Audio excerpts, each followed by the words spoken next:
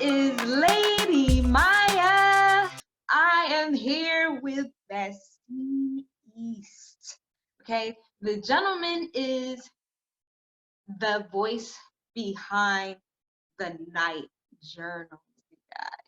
The nightly journal, the night journal. He is such a wonderful person. And you know what? I'm not gonna say nothing. Y'all gonna see it for yourself. That's all I can say. Sir, if you can enlighten us about these night journals, please. I will, Maya. Thank you very much for allowing me to sit on your platform today, this morning. It is indeed a pleasure. And yes, I would love to talk about night journals. My night journals is a podcast that is geared towards helping those of us who are living a life of pain, needless pain, living lives of no hope, living lives of in despair, young and old alike. And I place a lot of emphasis on baby boomers like myself, for instance, because we have carried a tremendous burden of sometimes guilt, because I think the baby boomers have enjoyed a time of prosperity this country has never known before. But at the same time, we bear the responsibility of not only sharing and giving something back and telling and being grateful, because I think sometimes we're not as grateful as we should be. Sometimes I don't think we are as kind as we should be, and yet we bear a lot of responsibilities. We are the first generation to endure the longevity of our parents, even though both of my parents are gone. But because of achievements in the medical science world, people are living longer. So the responsibilities are falling more on baby boomers now to care for their aging parents, not only their parents, but their children and sometimes their grandchildren. But my podcast is designed, the whole focus is to give us a soothing message. I think a soothing message is vital these days in the midst of all the noise and clutter. I believe that kindness should emit from our voice when we talk to each other. So that's really is the soundtrack for my podcast, is to give us a reason to embrace what I believe is the most important thing that we're missing today, and that is a renaissance. A few moments ago, the podcast and the whole emphasis is for me to convey the need for renaissance. And I talked a second ago about the Renaissance in Europe. Having traveled to Spain some years ago, I saw the results of what the Renaissance did for the Europeans. I was amazed in Spain of all the architectural wonders that the Africans, along with the Arabs, the Africans, the Moors, how they were able to build these magnificent structures throughout Southern Europe. And then I questioned, why didn't they do it on African soil? Well, they did for the most part, but I would later learn and witness those structures later in life. But the Europeans were blessed to have the Africans, along with the Arabs, to bring them mathematics, science, taught them about the beauty of architecture. And I believe today that a renaissance is necessary. When we think in terms of geniuses, there is no recorded instances of major geniuses in Europe until after 1492. Copernicus, all the great Galileo, all these great minds emerged during the Renaissance. I believe that same thing can exist today. I think the coronavirus is a platform for a new renaissance, a new way of thinking. So that's what my podcast is focused on, the Renaissance. But let me ask you a quick question. Sure. because you are so wise, and it's just beyond like nobody had never seen.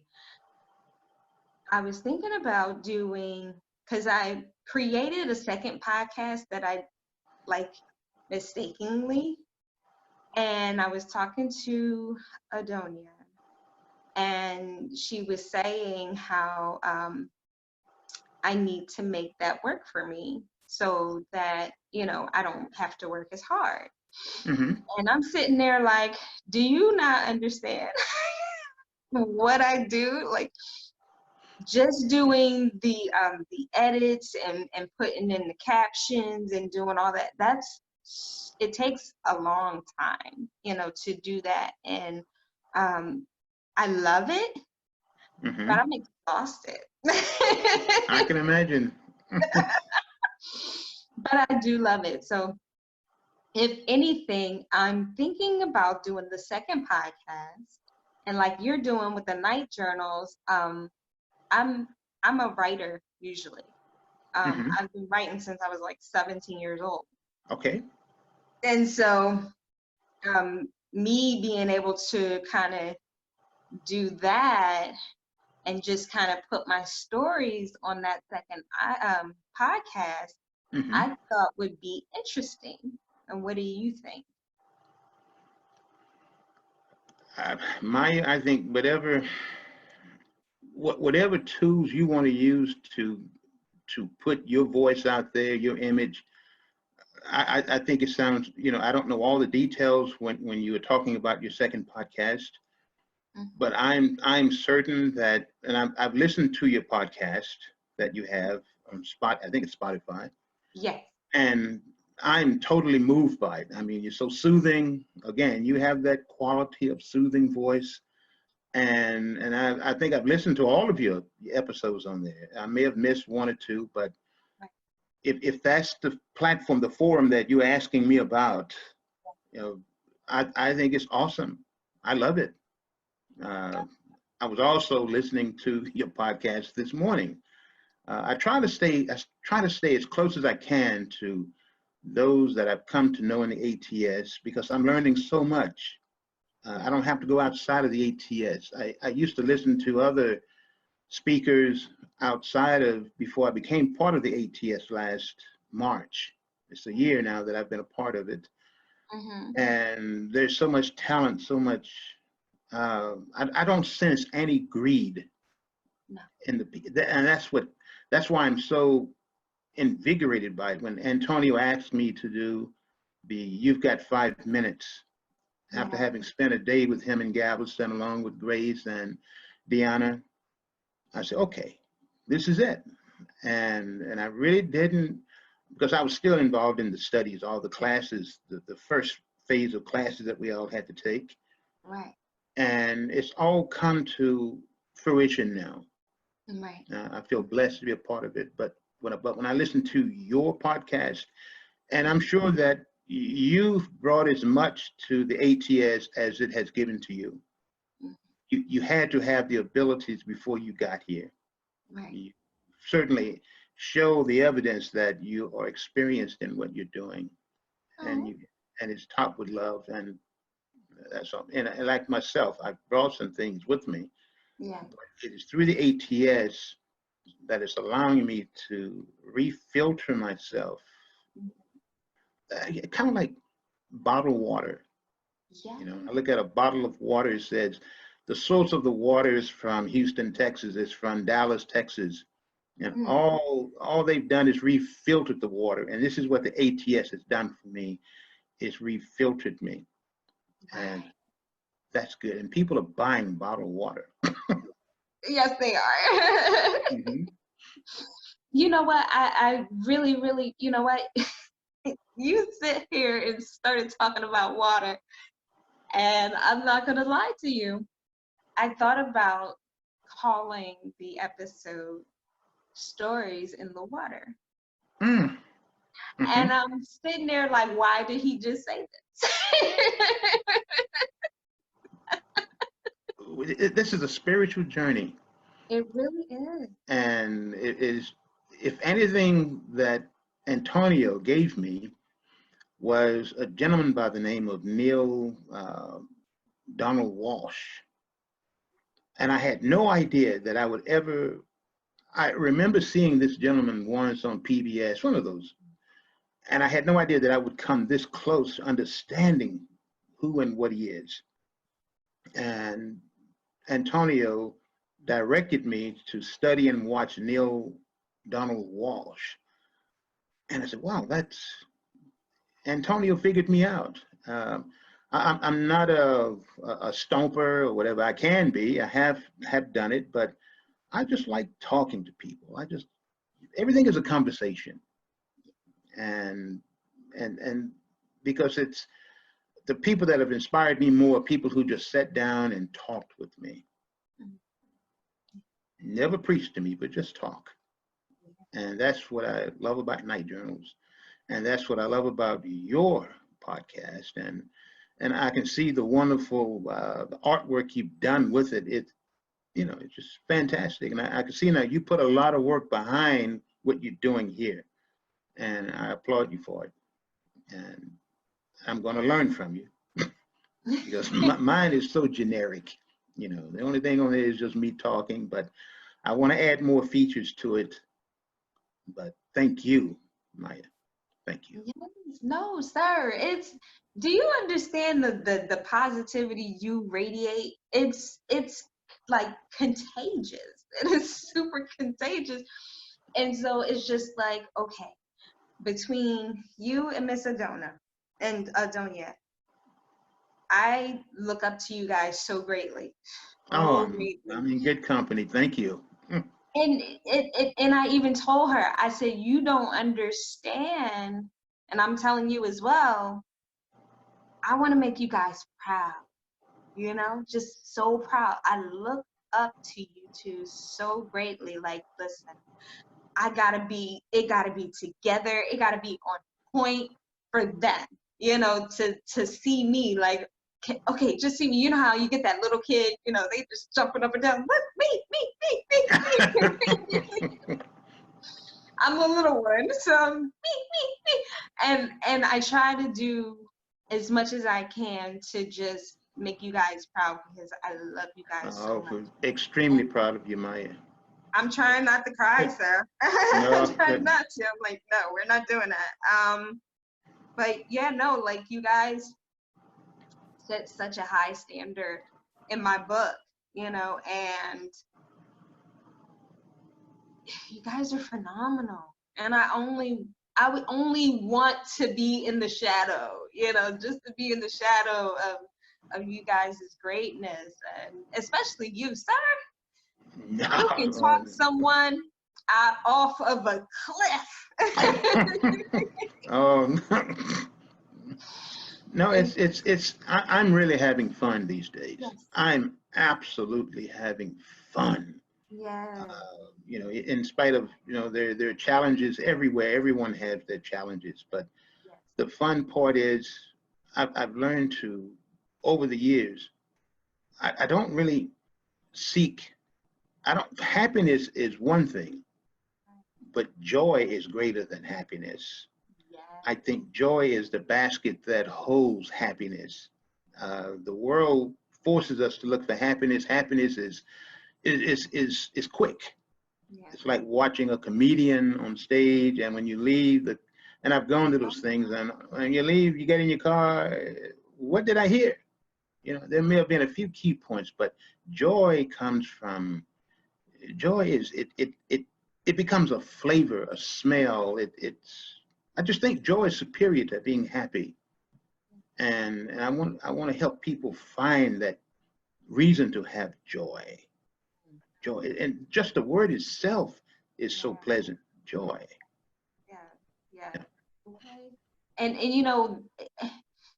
and that's the smallest word, and yet it's got the biggest effect.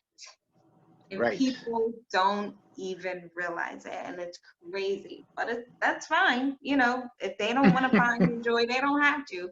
That is. But at the same time, all we want to do is be the ones to show you at least you have the option. Right. You It's an know? option. Thank you. Yeah. Yes, yes. Absolutely. So I'm forever in your debt, sir. Forever in your debt. Okay, so you were explaining the night journals, Mhm. and you've been doing this for how long? Night Journal started this past October. We've been doing it since October 2019. Uh, Yeah. just what, 6 months, 5 months? Yeah. Okay. And like, do you feel like in your heart of hearts that it's radiating with your people? I believe, I think so. It is my sincere hope that that it's radiating to that effect. But I know that as people tune in, as the people that do, it is my firm belief, the people that I know that have listened to it, some of the podcasts have told me that they have been inspired, and they applaud what I'm attempting to do, and that's very encouraging for me, because I know that Rome wasn't built in a day, but I have a storehouse of things in my head, experiences that I have yet to put over the microphone, and they're coming. And just to give another thought about the podcast, Night Journals, is its whole emphasis, as I said earlier, is the Renaissance. If I can get that point across, is for the renewing in our minds, our lives. I think that would be the start, and I wouldn't want to have credit for anything other than, hey, I help you get to the supermarket. Yeah. Inside of the supermarket is everything you need or everything you want. If I can just steer you to the right door versus a door that takes you nowhere, that's all. I'm just a messenger. That's all I am. And I like to think in terms of just being a bird.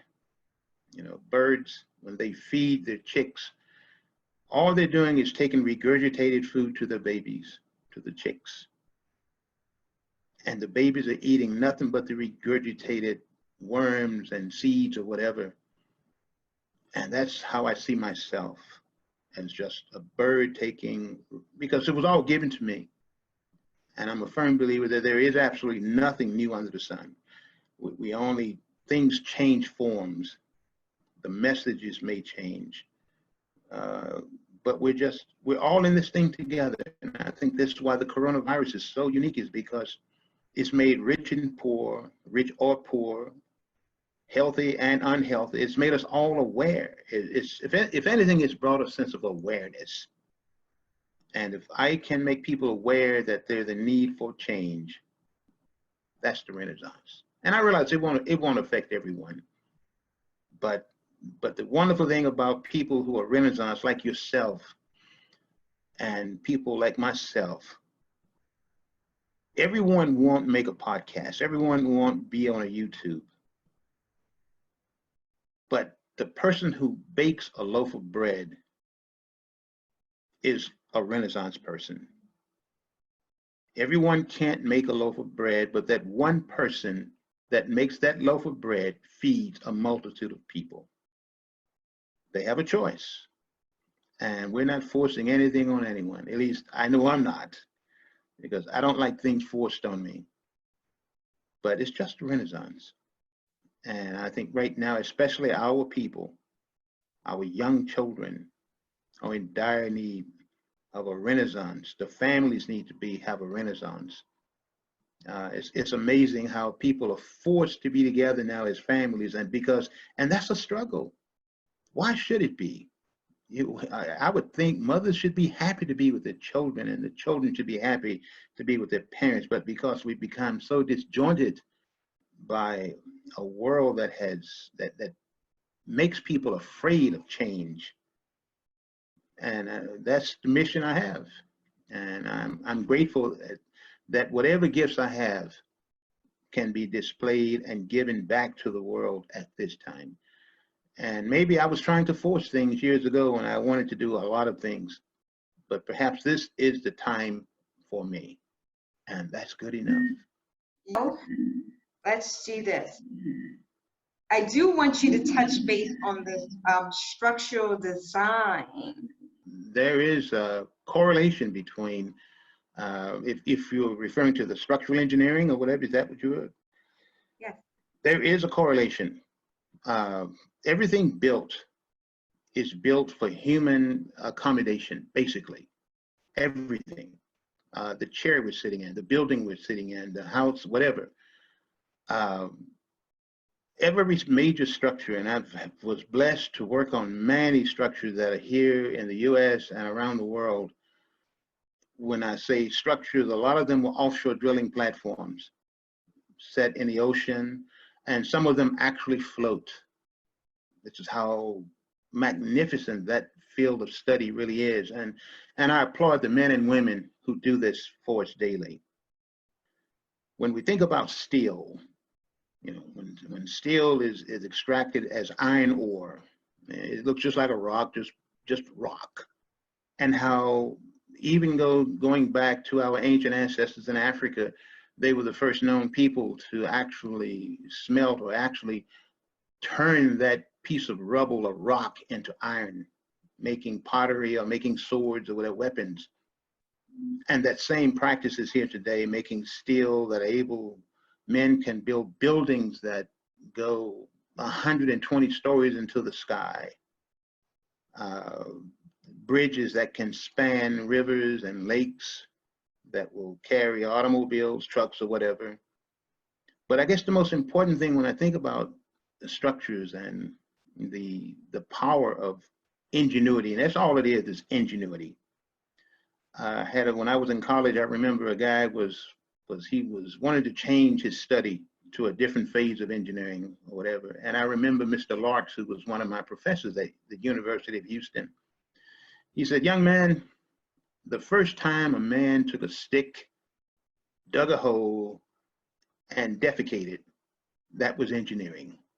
So the whole process, I mean, even some monkeys are known to be engineers. They actually know how to build things. And it was through engineering, the love of it, building things, I learned as a young boy, growing up watching things that were being built. I was always fascinated by things that were built, things that fly. But I wanted to say this about a man that I encountered growing up. We called him MC. I never knew his real name, but he was one of the local, in my neighborhood, he was what they call a wino back then. And he taught me the beauty of the ants, the simple little red ants that would go back and forth. The houses we lived in then was on blocks. They were elevated above the ground. And one afternoon while he was drinking his whiskey and I was smelling the whiskey on his breath and just listening to his logic, he was a very smart man. And there was a trail of ants going back and forth. If you've ever observed them, ants are very meticulous. They're very organized. He said, "What I want you to do is take your index finger or whatever and just run it across their path." And I did. And the ants became confused. They began to go, they were scattered. He said, "Now continue to watch." And the ants eventually reconnected because each ant would walk to another and they seemingly would communicate. And that's all it is I want to help people do and form this renaissance, is that we are scattered, we are confused right now. And something has gone across our pathway and confused us. But eventually we have to get it back together. And once the ants reconnected, they continued on their journey back and forth, gathering food, getting ready for winter or whatever. And I tell this, go to the ant. And engineering is the same way. It works in unison. One step leads to another. It cannot function. Nothing can be built in a state of being unorganized. No culture can exist unorganized. But because we're human beings, like the ant, I'm just here to tell the world that you can have this renaissance if you remember to reconnect, because everything has a point. And I would like to just, can I focus on, I published 2 illustrated children books, and my pride is a book titled My Side Man. And My Side Man is about a young Maasai boy that to go into manhood, he had to kill a lion. And I realized I kind of detracted from the real historical aspects of the Maasai tribe. And I wrote this book, and I eventually had it published, and a number of people bought copies of it. But there was something about this book that has intrigued me from the time it was published 6 or 7 years ago. I wasn't living that book. I had no idea what the book was all about. Coming up upon two years ago, I was invited to go to Tanzania with a group of dental workers. Dental, and I'm not a dentist. So I accepted the invitation because I always wanted to see Kenya, but only time I saw Kenya was when we flew over Kenya leaving Tanzania. But the same tribes, the Maasai tribe, which this book is based on, I would eventually come to know the beauty of when we have a dream, we're talking about our story. In this book, I had created an environment for this young Maasai boy. He was 13 years old. And it was his purpose, his mission was to end up killing a lion to prove his manhood.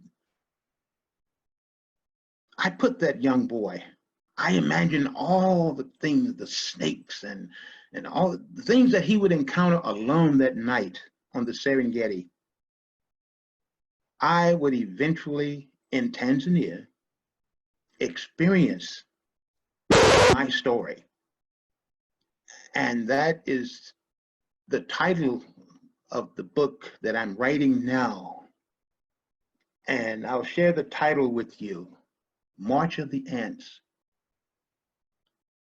Back to being in Ngorongoro National Park. I may be saying it wrong. It's a tongue twister, but it's a beautiful valley in Tanzania, in Arusha.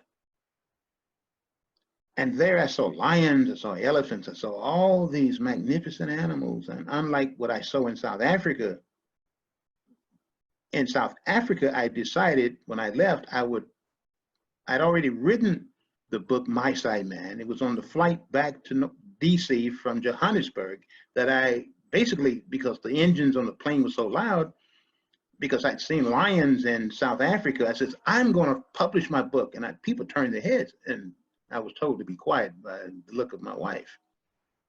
But it was in Tanzania, because I traveled there alone with this dental group, that I realized that I had not truly come to live the book that I wrote.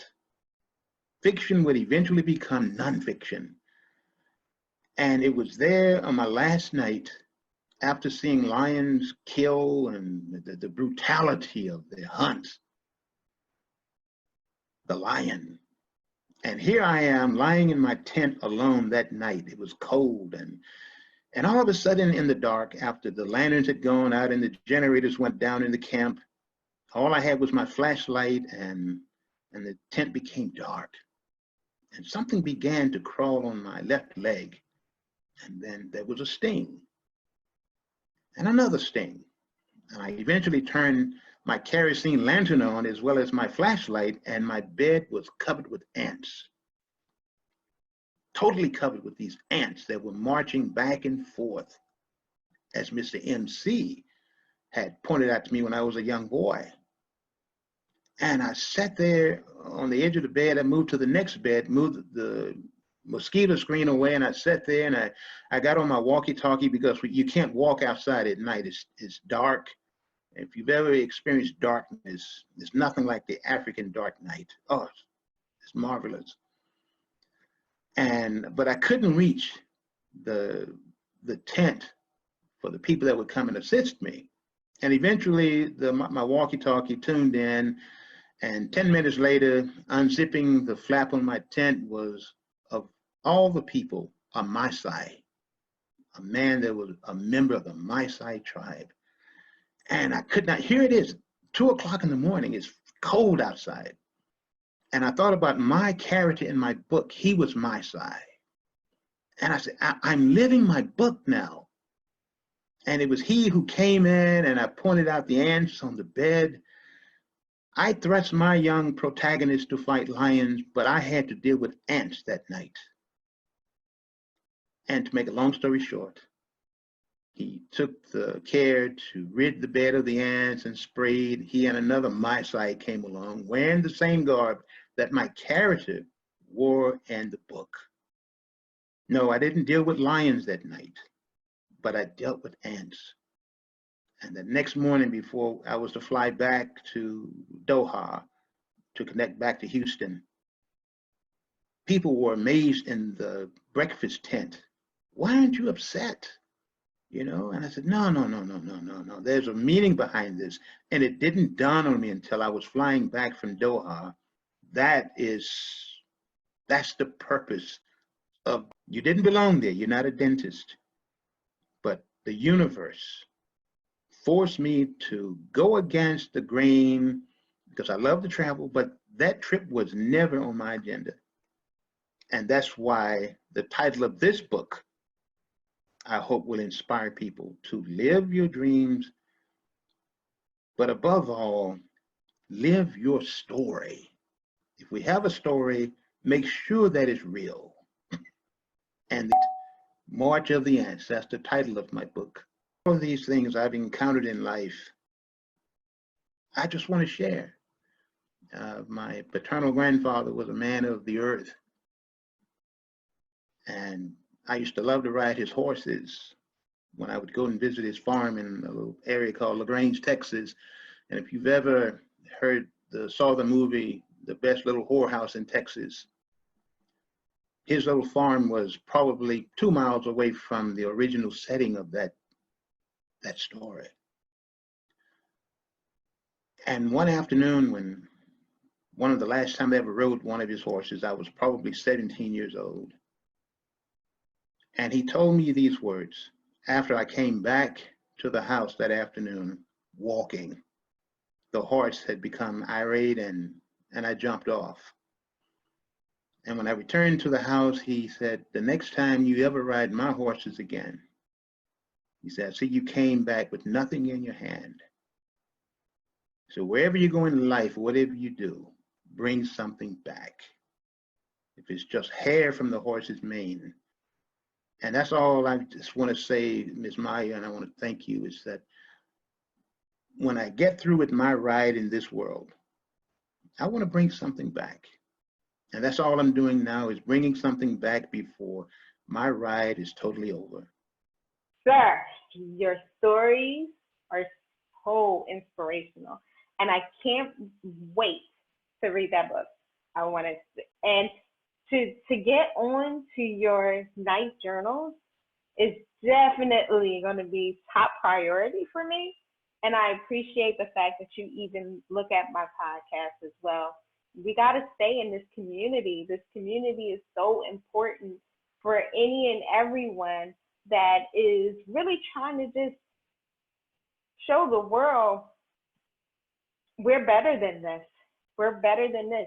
All we have to do is get back to the basics and finally understand, or finally take on the things that were instilled in us grandparents, just having, just the bravery to step out of everybody else's loudness and shenanigans and everything else, and really standing firm on what it is that you believe the world needs. And I'm so forever grateful to Vastine East, because he is the type person he gives you so much energy and so much love, and I do appreciate that he gave me his time. You guys, I will have his information in the description below. Please like, share, and subscribe. please listen to this man. Do you hear what he has said? You guys forget about it. Forget about what you thought you knew or anything like that. He will take you on a path. He will take you somewhere to get you outside of your own head if you just listen. Guys, I'm so grateful that we had this opportunity with you guys. I hope you have a wonderful day or night or whatever, wherever you are in the world, because I got kind of everybody in my area now. And so I'm forever grateful, Mr. Vastine. So thank you so much for tuning in to Lady Maya. And I hope you definitely live your best life.